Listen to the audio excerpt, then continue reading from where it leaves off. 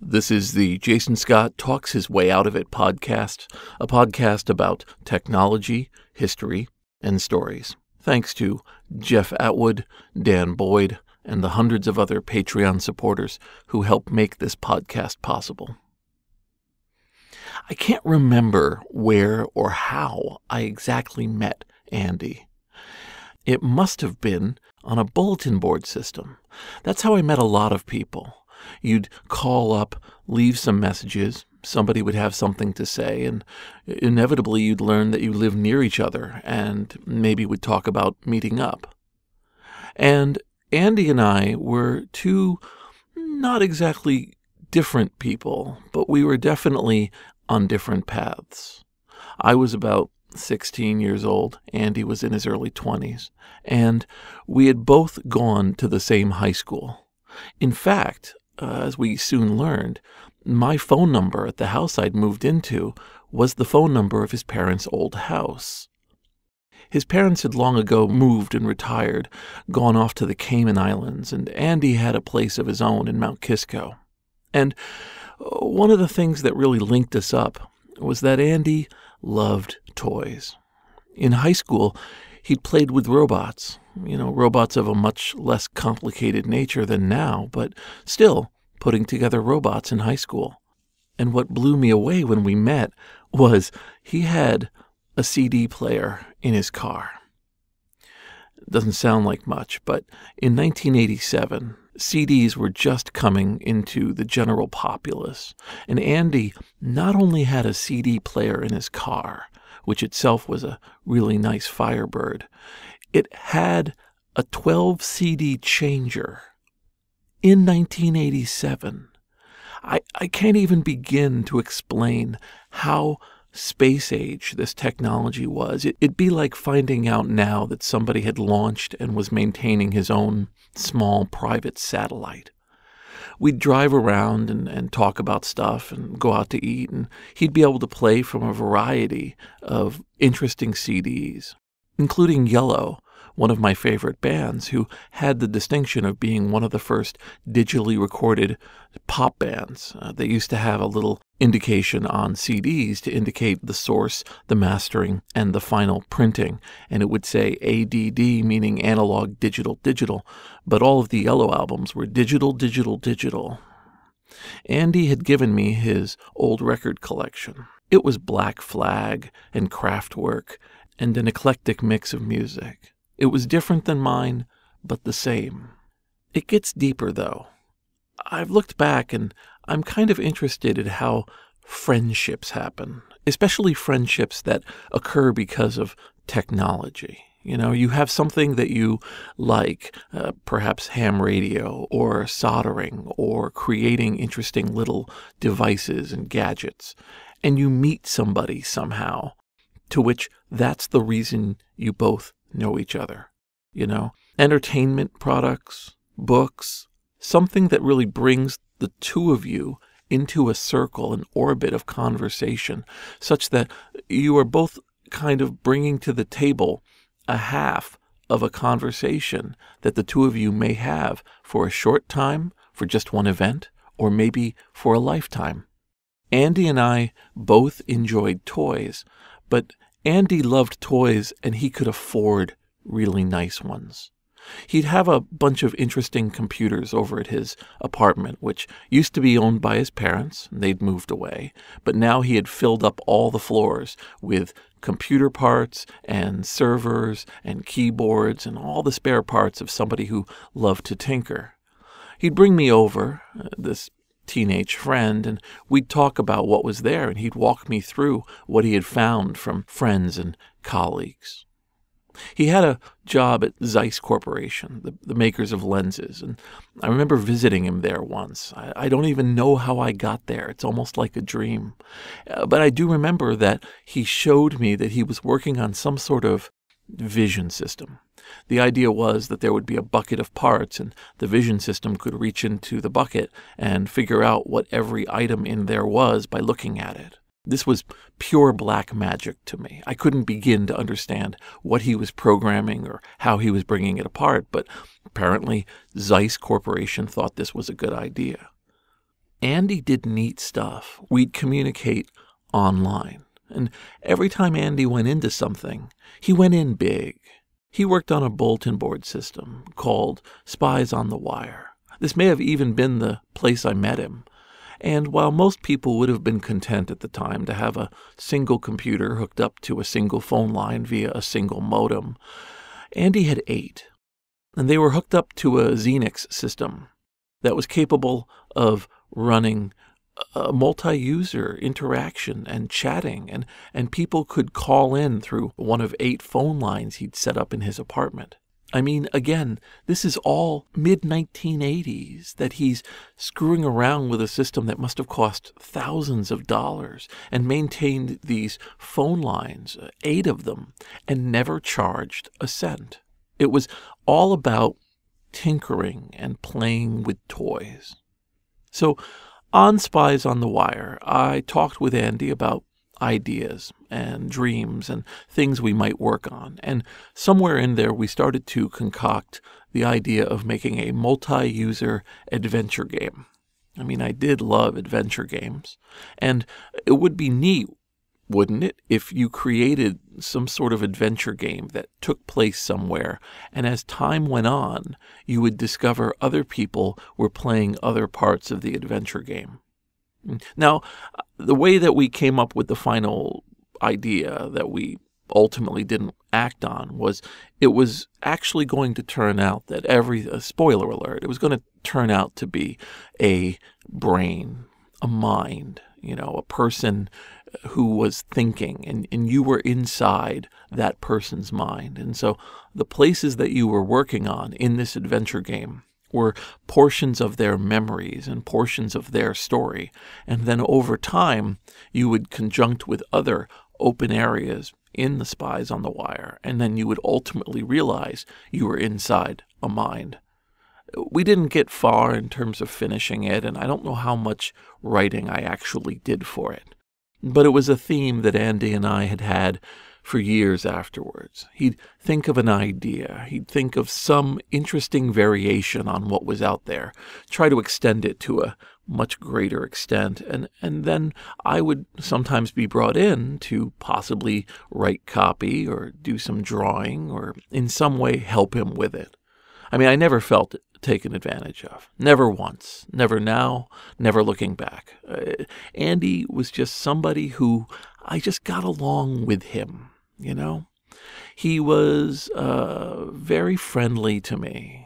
And I'd see him maybe once every few weeks during my teens. It was one of those friendships where he was busy. He had things to do. He was starting to rise in the world and making contacts and becoming an engineer in every sense of the word. And, he would invite his wide-eyed friend over and we'd talk about stuff. And he'd always have something sitting around and I would ask what it was. And he would tell me and I would realize I'd never hoped I would ever run into this.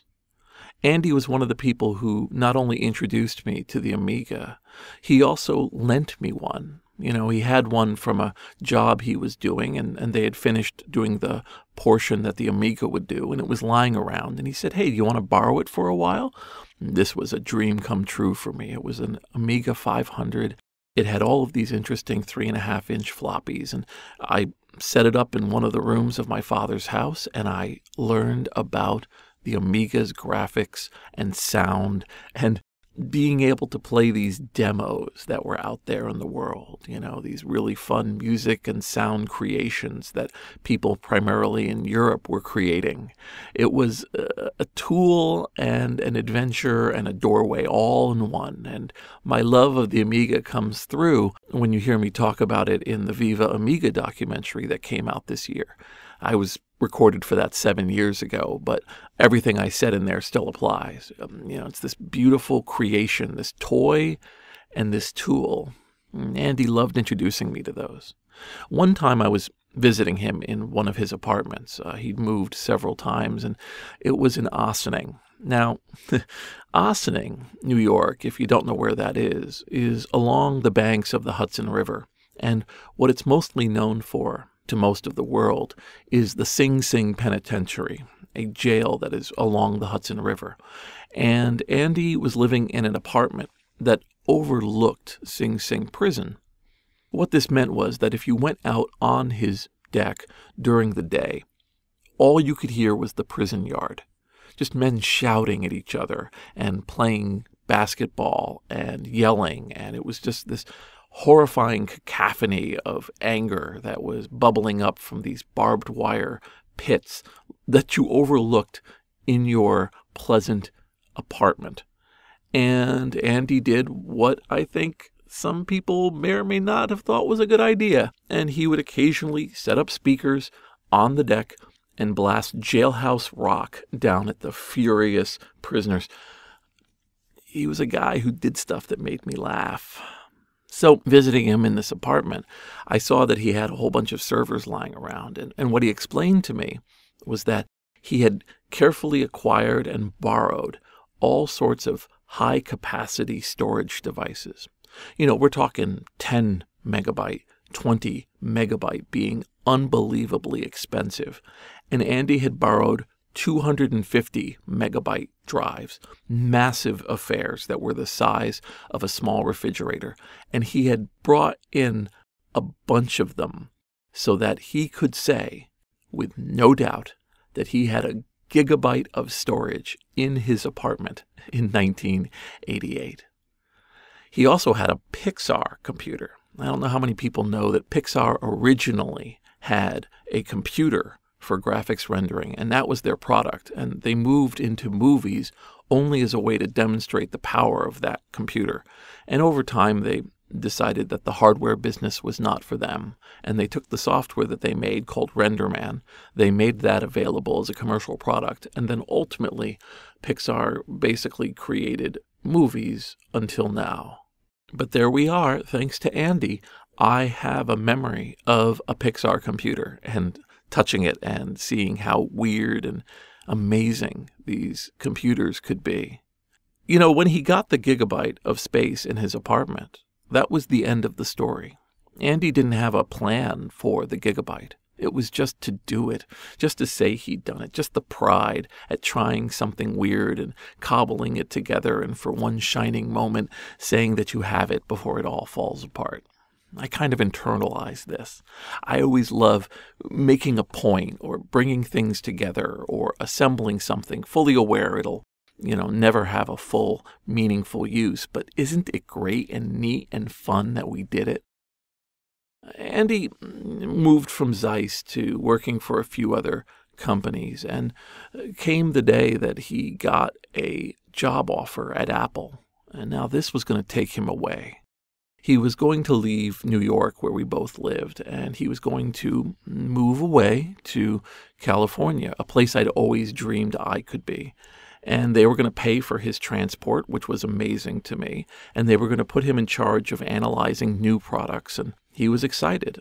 But as he, packed up his place, moved away, I knew in some ways that that was the end of us hanging out together in any meaningful way. Through the 90s, I had all sorts of communication with Andy in terms of an occasional phone call or an email. At one point, he hosted some items of mine, and it was a game and some Unix accounts, and this was at a time when, again, it was prohibitively expensive to have much like that, and Andy was just providing it. And one day, the machine stopped working. I'd had his contact info to ask him to put things back up again when they inevitably fell down, and he'd do it over the course of a day or two. But one day, the machine went down, and I remember I was something like 22 or 23 now, and I started leaving a bunch of messages saying, "Where's the machine, Andy? Andy, I really need this thing back up again." And one day, my fax machine went off at work, and on the fax machine was a smiley face, and the smiley face under it said, "Eat a rock, Jason." It was Andy saying, "Yeah, I'm not going to get that machine back up for you, man."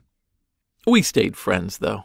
the kind of friendship that you bond over technology means things snap off, they end, they reboot, they recharge. You go back to your buddy maybe a few months later or a few years later. It depends on what's going on. Andy's star, however, continued to rise. He started working for all manner of Silicon Valley companies, either through his Apple contacts or just simply from meeting people. And he was always tinkering. So one day he registered the .tv domain, which is the domain for the island of Tuvalu. He told me the way he did this was they found out that the island of Tuvalu at the time had about 6 phone lines, and he called up their government and was transferred back and forth to eventually the Minister of Agriculture and Technology, who it turned out could sort of sign off on the domain. So he registered the .tv domain. He didn't do anything with it, but he did own it. And once you've got one top-level domain, why stop? He had the .ky domain for a while, the domain for the Cayman Islands. The reason being that his parents, who had retired to the Cayman Islands, needed email, and he wanted to send them email at their home country. And maybe this is all the insight into his personality you need to know. One of the requirements when you registered a top-level domain, and I'm talking about a country domain, was that you needed to have a machine inside of the domain and a machine named outside of the domain. So the outside machine was wiretap.spies.com, and the internal machine was alt.sex.ky. Nobody was happy about this, but nobody could say no. So for a while, alt.sex.ky was the domain register for the Cayman Islands. That's Andy for you. We each went on our journeys. I traveled to Boston, became a game maker, an ISP worker, a Unix admin. Andy stayed in California. He worked in all sorts of technology jobs. He became more of a manager. He got married. He had kids. I got married. I didn't have kids.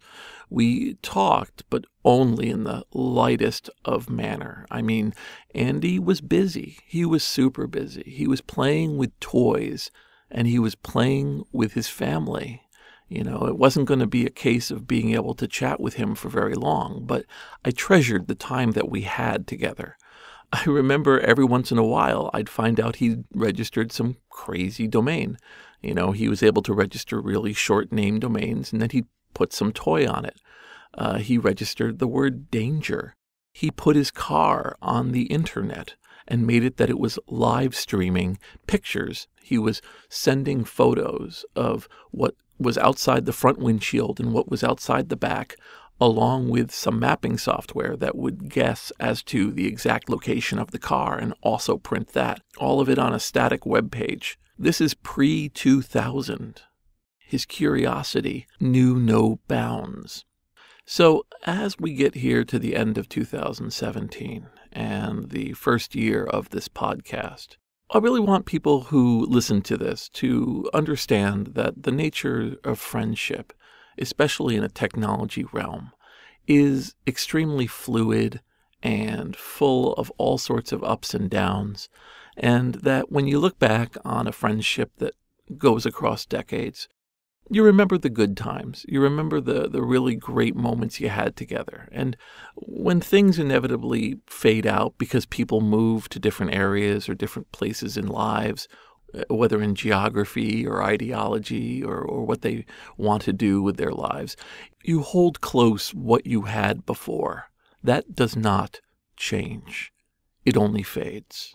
And for me, I'll always treasure those moments that I had with a really brilliant guy who put things together in ways I could have never imagined and encouraged me to remix, take risks, try new stuff, and whose idea at Danger.com became a phone that he sold and became known as the Danger Hip Top and later the T-Mobile Hip Top, and which led him to work again on phones because that technology fascinated him, and who, when he needed to name his next company, named it after his nickname in high school because he loved robots so much.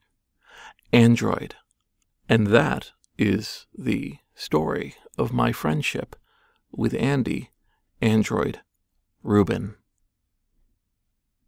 This is Jason Scott Talks His Way Out of It.